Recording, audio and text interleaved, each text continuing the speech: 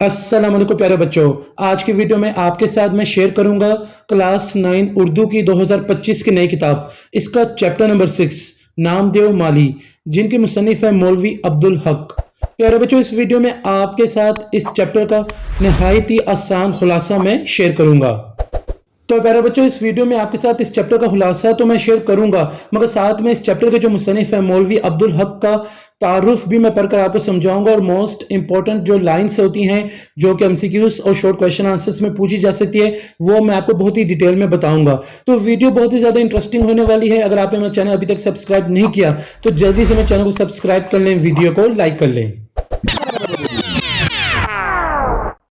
تو پیارے بچوں، سبق نام دیو مالی کا خلاصہ آپ کے ساتھ سب سے پہلے میں شیئر کرتا ہوں۔ خلاصہ آپ دیکھ سکتے ہیں، شیئر کو اپنے پیج کے سینٹر میں لکھنا ہے۔ کیس ہو، کوہ کن ہو یا حالی، عاشقی کچھ کسی کی ذات نہیں۔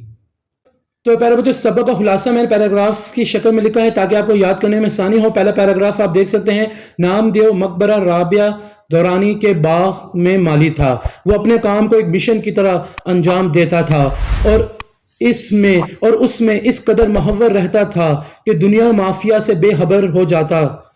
اس کا چمن اس کے لیے صرف ایک باغ نہیں بلکہ اس کی اولاد کی مانند تھا۔ وہ پودوں کی دیکھ بھال اس محبت سے کرتا جیسے ایک ماں اپنے بچوں کی دیکھ بھال کرتی ہے۔ ہر پودے کے پاس بیٹھ کر وہ اس کی مٹی صاف کرتا، پانی دیتا، اس کی شاخوں کو درست کرتا اور اس سے باتیں کرتا۔ اس کی یہ محبت اور لگن دیکھ کر راوی بھی اس سے متاثر ہوتا اور اکثر اسے دیکھنے میں وقت گزار دیتا۔ نام دیو مالی کی زندگی کا سب سے اہم پہلو اس کی محنت اور دیانتداری تھی۔ اس کا چمن ہمیشہ سبز و شاداب رہتا، حتیٰ کہ قحط سالی کے دوران بھی جب پورا علاقہ پانی کی قلت سے متاثر ہوا۔ نام دیو نے نہ صرف اپنے پودوں کو زندہ رکھا بلکہ ان کی حالت کو بہتر بنایا۔ وہ دن رات ایک کر کے دور دراز سے پانی لا کر اپنے چمن کی پیاس بجھاتا رہا۔ وہ سمجھتا تھا کہ یہ اس کی ذمہ داری ہے اور اپنے بچوں کی پرورش کرنے میں کسی انعام کا سوال پیدا نہیں ہوتا۔ تو پیارے بچوں، اب میں آپ کے ساتھ خلاصہ نام دیو مالی کا پیراگراف نمبر 2 شیئر کرتا ہوں۔ نام دیو کی شخصیت کا ایک اور پہلو خدمت خلق تھا۔ وہ جڑی بوٹیوں سے بیماریوں کا علاج کرنے میں ماہر تھا اور اپنے باغ سے دوا فراہم کر کے غریبوں کی مدد کرتا۔ وہ یہ کام بلا معاوضہ انجام دیتا اور اکثر دوسرے دیہاتوں میں بھی علاج کے لیے بلایا جاتا۔ جب نظام دکن نے ایک شاہی باغ لگانے کا حکم دیا تو ڈاکٹر سید سراج احسن نے نام دیو کو مقبرہ رابعہ دورانی کے باغ سے شاہی باغ میں منتقل کیا۔ شاہی باغ میں نام دیو نے اس جذبے اور لگن سے کام کیا۔ دوسرے مالی لڑائی اور شراب نوشی میں مبتلا تھے، لیکن نام دیو ان سے مختلف تھا۔ وہ نہ کسی سے لڑتا، نہ کوئی بری عادت رکھتا اور نہ ہی کبھی اپنی محنت پر غرور کرتا تھا۔ سبق کا خلاصہ جو تیسرا پیراگراف ہوگا، لاسٹ پیراگراف ہوگا اس ویڈیو میں پیارے بچوں، آگے چل کر آپ کے ساتھ میں شیئر کروں گا۔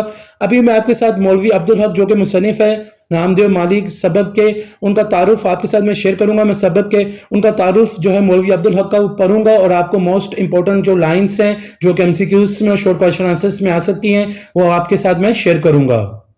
تو پیارے بچوں، یہ ہے مولوی عبدالحق جو کہ مصنف ہے سبق کے، ان کا تعارف میں ابھی پڑھوں گا، آپ کو سمجھاؤں گا اور نہایت آسان الفاظوں میں سمجھا کر موسٹ امپورٹنٹ لائنز بھی بتاؤں گا جو کہ MCQs میں اور شارٹ کویسچن آنسرز میں آ سکتی ہے۔ مولوی عبدالحق 1870 یہ پیدائش کا سال ہے، 1961 یہ وفات کا سال ہے۔ آپ نے اسے ضرور یاد کر کے جانا، MCQs میں پوچھی جا سکتی ہے۔ پہلا پیراگراف کی طرف چلتے ہیں۔ مولوی عبدالحق ضلع میرٹھ UP انڈیا کے گاؤں ہاپور میں پیدا ہوئے۔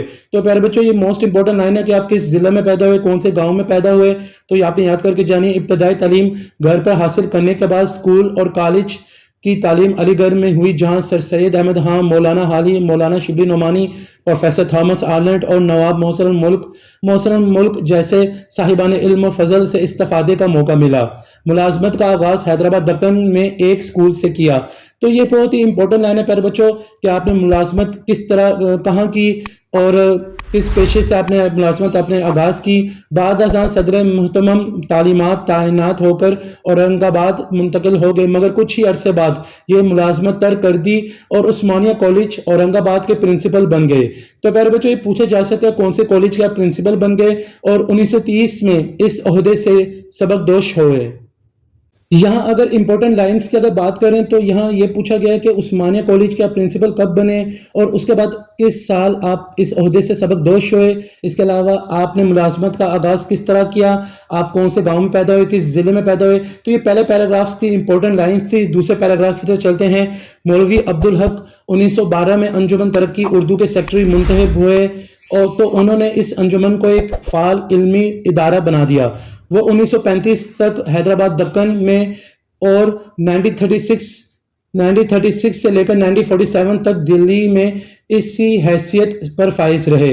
قیام پاکستان کے بعد 1949 میں انجمن ترقی اردو کا دفتر لے کر کراچی آ گئے. تو یہاں اگر بات کریں امپورٹنٹ لائنز کی دوسرے پیراگراف میں تو انجمن ترقی اردو کے سیکرٹری آپ کب منتخب ہوئے، 1912 میں، یہ امپورٹنٹ لائن ہے. اس کے بعد قیام پاکستان کے بعد کس سال میں انجمن ترقی اردو کا دفتر لے کر آپ کراچی آ گئے، 1949. تو یہ دو پیراگرافز ہو گئے تعارف کے، مصنف کے تعارف کے. اس کی امپورٹنٹ لائنز میں نے آپ کے ساتھ شیئر کر دی ہے.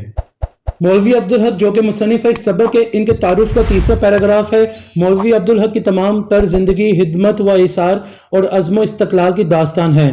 انہوں نے اپنی ساری عمر اردو زبان کی خدمت میں اور اس کی ترقی و بقا کے لیے طرح طرح کی لڑائیاں لڑنے میں بسر کی. کہا کرتے تھے میرا اٹھنا بیٹھنا چلنا پھرنا سونا جاگنا کھانا پینا پڑھنا لکھنا دوستی تعلق روپیہ پیسہ سب کچھ اردو کے لیے مختص ہے. اسی لیے انہوں نے اردو کے اہتمام میں کراچی میں Urdu arts college, Urdu science college, Urdu commerce college, Urdu law college اور اردو یونیورسٹی کے قیام کو عملی جامہ پہنایا اور اردو کے 2 رسالے اردو قومی زبان جاری کیے جو آج بھی اردو زبان و ادب کی خدمت کر رہے ہیں.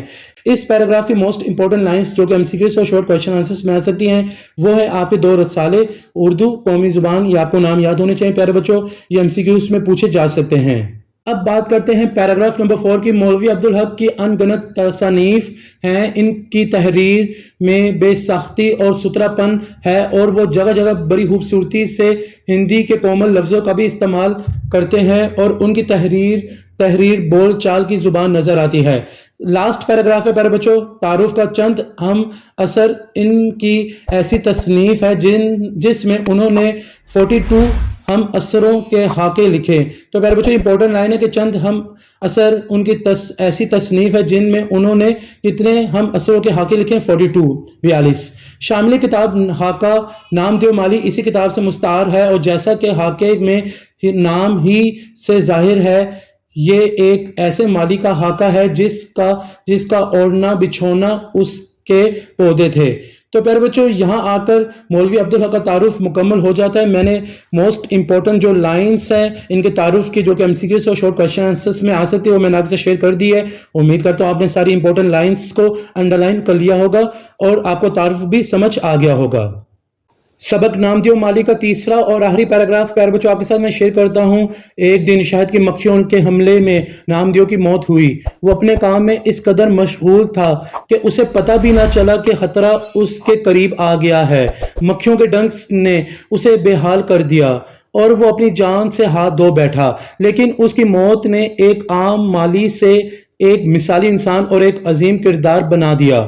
مولوی عبدالحق نے آخر میں یہ نتیجہ اخذ کیا کہ نام دیو جیسا شخص اپنی ذات یا مذہب کی وجہ سے برا نہیں تھا بلکہ اپنے کردار خلوص اور خدمت کی وجہ سے برا تھا. نام دیو کی زندگی اس بات کی روشن مثال ہے کہ حقیقی نیکی وہی ہے جو دکھاوے اور ستائش سے پاک ہو اور انسان کا ہر عمل صرف خدا کی رضا کے لیے ہو.